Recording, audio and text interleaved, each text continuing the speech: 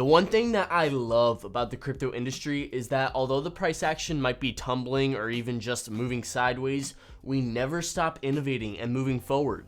And of course, the space isn't nearly as fun when we aren't all making a profit. But honestly, if there's anything that I remember from crypto winter in 2019 is that everything was oddly quiet from a retail perspective. But the people behind the scenes of these projects that we know and love had their heads down and were building like madmen. Now, I don't think we're anywhere near another crypto winter, but what I'm getting at is that although the market is quiet right now, that doesn't mean that things aren't going on. So in this video, I'm going to look over some of the top stories for the week, starting off with the richest man in all of crypto.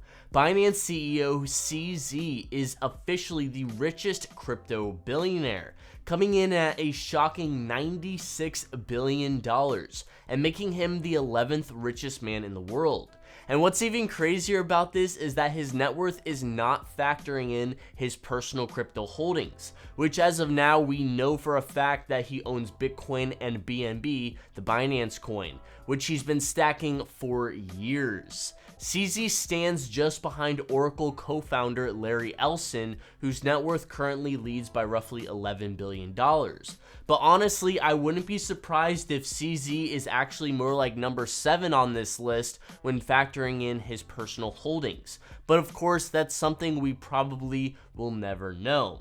But what's really crazy about this story, in my opinion, is CZ's history and his rise to such wealth in essentially 5 years, as Binance was founded in 2017, where they held an ICO with each BNB coin going for a measly 10 cents. They managed to raise $15 million, and within a short 5-year period, Binance is estimated to be worth roughly $300 billion today. Now that is a success story if I've ever heard one. I'm actually curious to know, what was the price of BNB when you first discovered it? For me, it was just $1, but at the time that was when ICOs were all the rave, and any new ICO was almost guaranteed to pump and dump on a public listing, which had me very skeptical at the time. But of course, BNB did the exact opposite, with the token pumping from 10 cents to well over $1 in a week. Looking back now, I most certainly would have done things differently, but coulda, woulda, shoulda, am I right? Our next story is quite a shocker. While cryptos are fighting uphill right now, the NFT market is thriving as OpenSea trading volume is set for a record month. The top NFT marketplace in the world is set to break its own record for trading volume, as it's on pace to exceed $6 billion by the end of the month if the trend continues. OpenSea's $2.1 billion in trading volume of NFTs through January 10th is more than half of the total trading volume for the entirety of August 2021, the highest month on record. Volume reached nearly $3.5 billion in that month.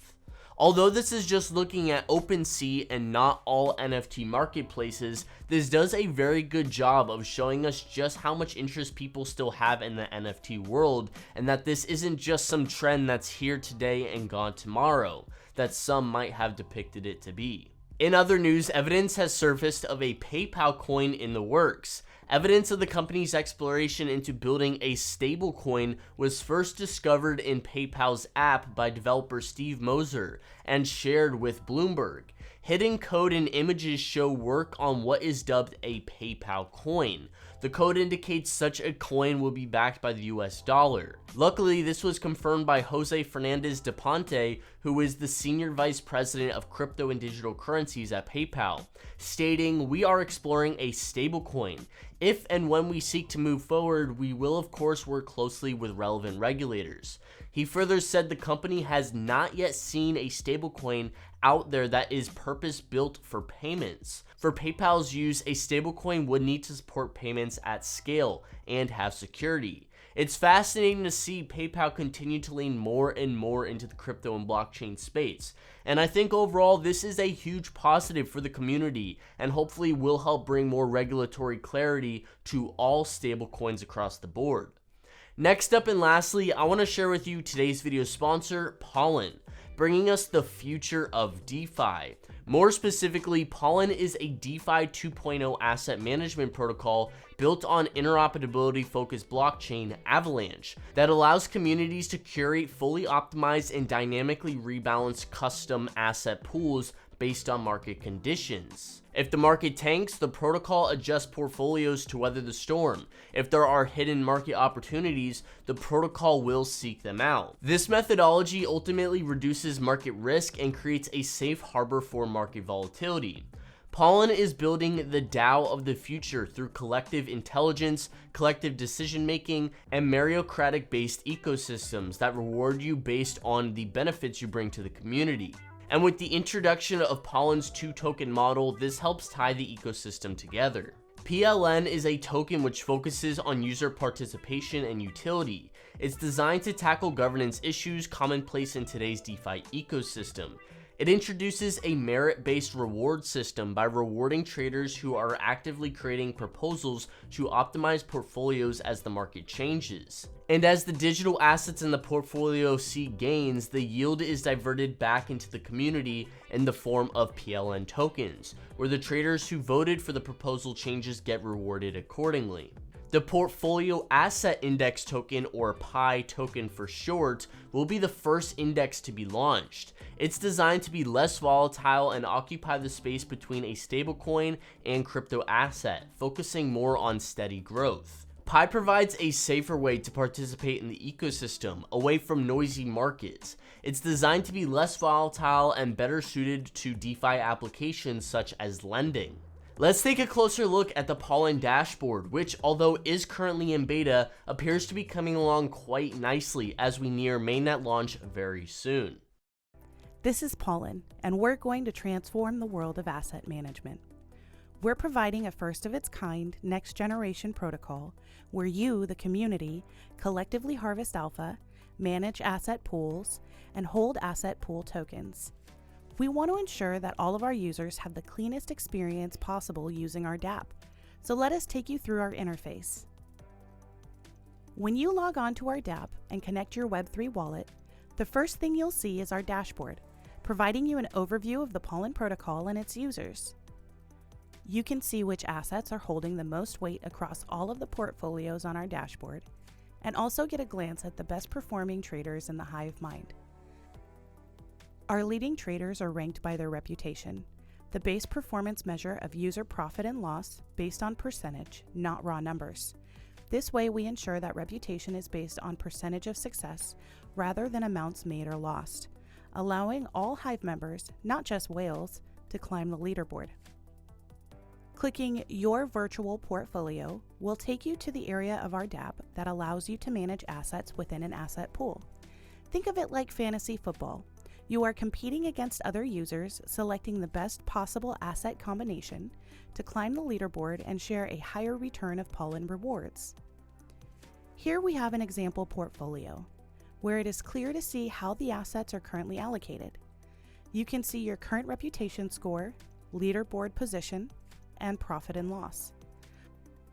Our P&L number shows how the portfolio has performed since you last opened it or last rebalanced it. We break this out individually by each asset to give you the best idea of which particular assets may be best to reallocate. When you rebalance the asset pool, your P&L becomes realized. The amount of Pollen that is rewarded or penalized based on portfolio performance can be seen to the right of the portfolio. Assets can easily be reallocated within the portfolio using sliders available on the platform. As long as your portfolio allocation adds up to 100%, you can then alter your stake and rebalance the asset pool if you wish, which kicks off a transaction straight to the blockchain. Our leaderboard further expands upon the ranking you see on our dashboard. We've also added the ability to link your Twitter account to your Pollen account, further enhancing the competitive spirit that the protocol will help create. History shows you the entire archive of your portfolio management and the success that came along with those previous allocation submissions. You'll be able to see the value in Pollen that you open the portfolio at and value that you close it in, on top of seeing the P&L of that particular allocation. Don't fancy yourself as a portfolio manager? Head to our delegation page, and instead of playing with asset allocations, you can instead look at the best performers and delegate your pollen to them, so that they are now managing assets on your behalf as well as their own. Delegators will then be able to take a share of the return as well as the penalties. Choose your delegatee wisely. So, what are your thoughts on Pollen? With there being hundreds of DAOs out there, it can most certainly be very challenging to choose which one is right for you, but having one focused around community governance seems ultimately like the right way to go. If you'd like to learn more about Pollen, I will leave their websites and social links linked down below. And if you found this video informative, I'd greatly appreciate it if you'd give it a big thumbs up.